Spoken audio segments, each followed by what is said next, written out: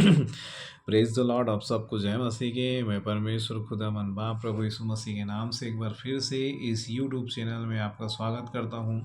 आज हम एक नई बातों को सीखेंगे। आज हम सीखेंगे कि कैसे हम परमेश्वर की आत्मिक आशीष को मसीह में जो हमारे लिए आशीष रखा है, हम मसीह में उस आत्मिक आशीष को कैसे पा सकते हैं। हालेलुया।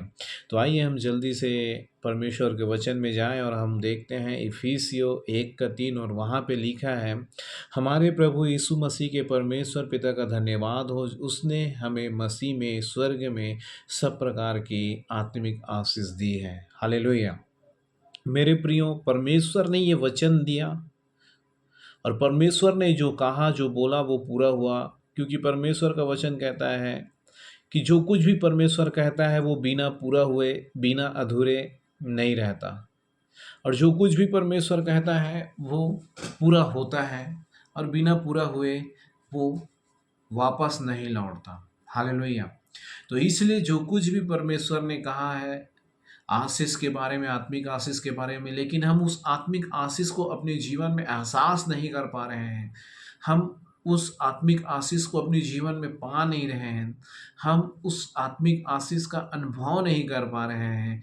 कहीं ना कहीं हम अपने जीवन में बहुत ज़्यादा परेशान हैं। हालेलुया। तो मेरे प्रियो, घबराइए नहीं। परमेश्वर आपसे इस वचन के द्वारा बात करना चाहता है, आपसे ये कहना चाहता है, इस संसार में दो तरीका की आशीष काम करती है। हालेलुया। एक जो संसारिक है और एक जो आत्मिक है। संसारिक आशीष वह है जो हम देखते हैं आज लोगों के पास, यदि घर हो गया, गाड़ी हो गया, रुपये हो गए, पैसे हो गए, एक अच्छा जॉब हो गया, एक अच्छा परिवार हो गया, हम इसे आशीष समझते हैं। हालेलुया। लेकिन वास्तव में ये जो आशीष है, संसार की आशीष, कुछ समय तक के लिए है। ये टाइम पीरियड में रहेगा और एक समय में ये क्या हो जाएगा, खत्म हो जाएगा। हालेलुया। लेकिन परमेश्वर की जो आशीष है वो अनलिमिटेड है, वो खत्म नहीं होगा। हालेलुया। जो संसार की आशीष है उसका एक निश्चित समय रहता है, एक निश्चित उपयोग रहता है, एक निश्चित उपभोग रहता है, उसके बाद वो कुछ काम का नहीं रहता। हालेलुया। लेकिन परमेश्वर की जो आत्मिक आशीष है वो आपके जीवन में रहेगा तो आप उसका सदा सदा तक आनंद लेते रहेंगे।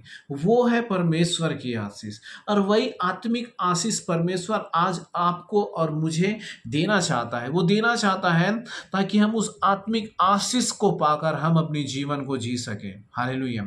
इसलिए हम ज़्यादातर क्या करते हैं, हम सांसारिक आशीषों के पीछे भागते हैं, जिसकी वजह से हमारे जीवनों में दुख, तकलीफ, परेशानी और समस्याएं आती हैं। और यहाँ तक कि तो लोग कर्जों में चले जाते हैं, और यहाँ तक कि लोग तो आज पैसों के लिए एक दूसरे की हत्या भी कर देते हैं, और यहाँ तक कि लोग एक दूसरे को ठगते हैं और गलत मार्ग, गलत रास्तों में चले जाते हैं और परमेश्वर के मार्ग से पीछे हट जाते हैं, जब वो क्या, परमेश्वर की आशीषों से दूर हो जाते हैं। तो हालेलुया। लेकिन हमारे परमेश्वर का धन्यवाद हो, वो कहता है कि उसने हमें मसीह में स्वर्गीय स्थानों पर सभी प्रकार के आत्मिक आशीष दी है। तो इसलिए मेरे प्रियो, आज हम संसारिक आशीष नहीं देखेंगे, आज हम देखेंगे परमेश्वर की आत्मिक आशीष के लिए वचन क्या कहता है। हालेलुया। बाइबल कहता है स्वर्गीय स्थानों में सभी प्रकार की आत्मिक आशीष आपकी और मेरे लिए रखी है।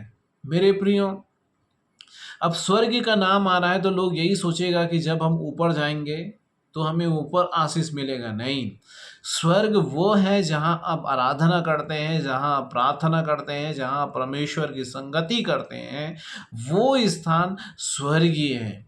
हालेलुया।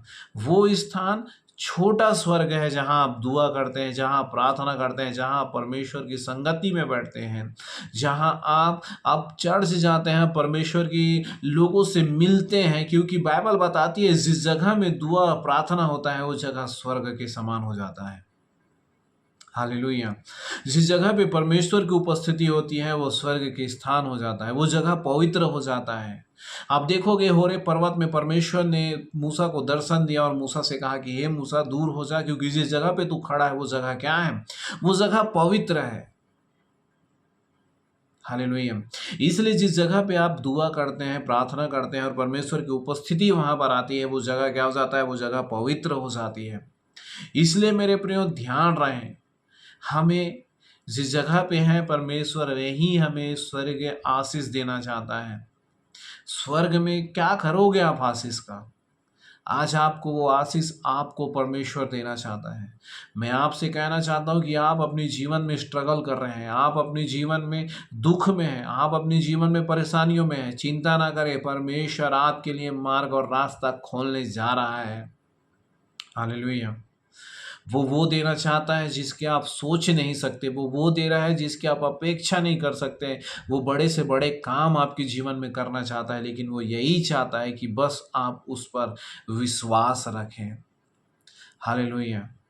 तो फिर परमेश्वर का वचन कहता है, जब आप इसी का 1 का 4 पढ़ोगे तो लिखा है कि जैसा कि उसने हमें जगत की उत्पत्ति से चुन लिया कि हम उसके निकट में प्रेम में पवित्र और निर्दोष हों। हालेलुया। एक बात आपको जानना है कि परमेश्वर ने हमें जगत की उत्पत्ति से चुन लिया है। जब ये सारा संसार नहीं बनाया गया था, ये ब्रह्मांड नहीं बनाया गया था, ये चीज़ें नहीं बनाई गई थी, तब से परमेश्वर ने हमें चुन लिया है। चुन लिया है इसलिए चुन लिया था ताकि आज आप जो इस वीडियो को देख रहे हो आपका जीवन बदले और आप प्रभु यीशु मसीह में बढ़े। इसलिए चुन लिया था कि आप और लोगों को भी परमेश्वर के बारे में बताएं। हालेलुया। आपको और हमें परमेश्वर ने बहुत पहले से चुन के रखा है। आपको गुड न्यूज़ देना चाहूँ, सबसे बड़ी आशीष क्या है पता है? कि आज हमारे पास 2000 साल पहले लिखी हुई पुस्तक जो बाइबल आज आपके और मेरे हाथों में है मेरे प्रियो। ये जो आशीष है जो कभी ख़त्म नहीं होगी वो है परमेश्वर का वचन, और यही चीज़ें आपके जीवन में यदि रहेगा तो आपके जीवन में कभी भी आनंद ख़त्म नहीं होगा, आपके जीवन में शांति ख़त्म नहीं होगा, आपके जीवन में पीसेस ख़त्म नहीं होंगे यदि परमेश्वर का वचन आपके जीवन में रहेगा तो। इसलिए याद रखें, संसार के आशीषों के पीछे ना भागे परंतु परमेश्वर के आशीषों के पीछे भागे जो परमेश्वर ने आपकी और मेरे लिए तैयार करके रखा है। आप वो चीज़ों को देखोगे जो आपकी आंखों ने नहीं देखा, वो चीज़ों को सुनोगे जो आपके कानों ने नहीं सुना। बस परमेश्वर चाहता है कि हम उसके निकट में समर्पण का जीवन जिए।